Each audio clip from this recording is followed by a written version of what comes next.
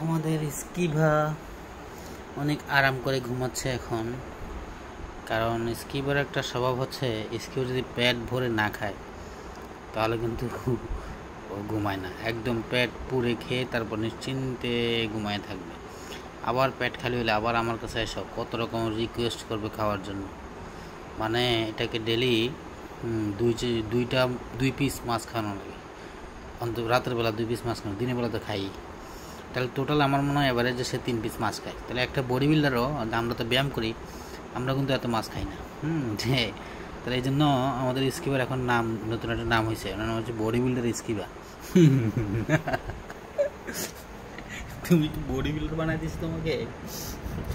এই body builder স্কিবা, ওই যে বডি পোজ দিছে, দিয়ে সাইড চেস্ট পোজ দিছে, সুন্দর, খুশিতে দেখছি কত সুন্দর করে ঘুমায়। স্কিবা অনেক চালাক, সব বুঝে। আমি যেগুলো বলি সেটা মজা পায়, স্কিবা আদর করি সেটা সে জানে।